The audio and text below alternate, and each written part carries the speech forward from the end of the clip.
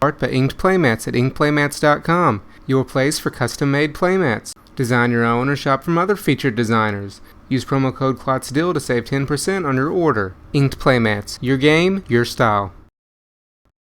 To do on their website, and come join us for a fun, friendly F&M environment.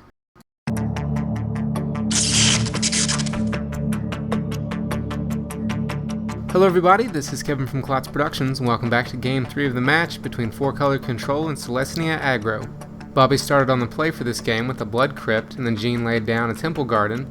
Bobby then put an Overgrown Tomb into play, then Jean played a Plains and resolved a Thalia, Guardian of Thraben. Bobby laid down a Hinterland Harbor which came into play untapped. He then used a Pillar of Flame to kill the Thalia.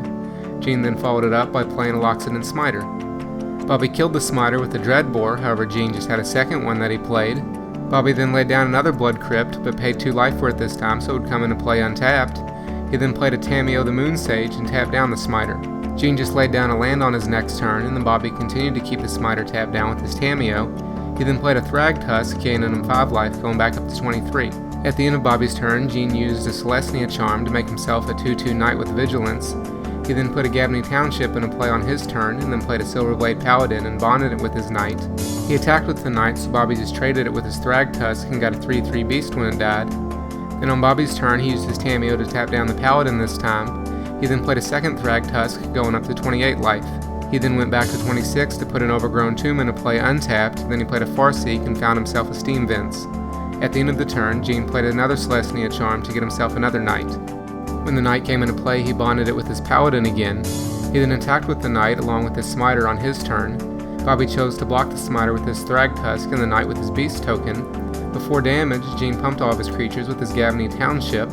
The Smiter killed the Thragtusk, leaving a Beast behind, and the Knight killed the other Beast with first strike.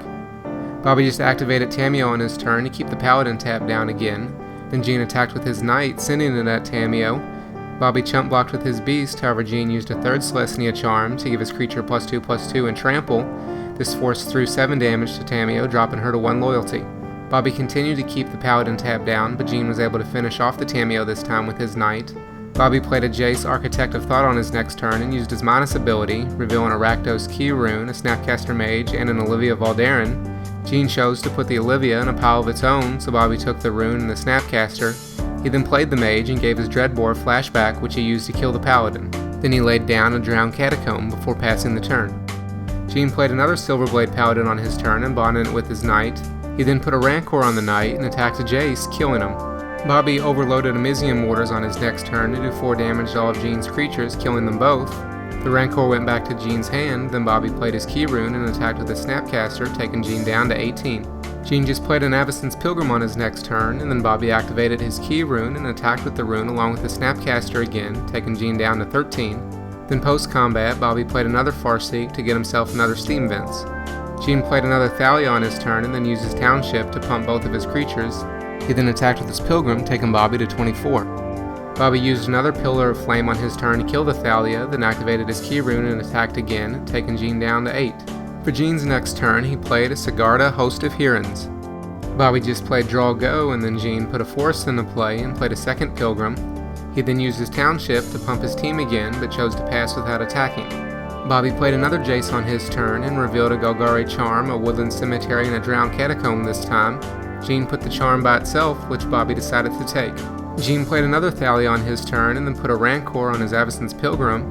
He then attacked Jace with the Pilgrim, so Bobby activated his Key Rune and blocked with it.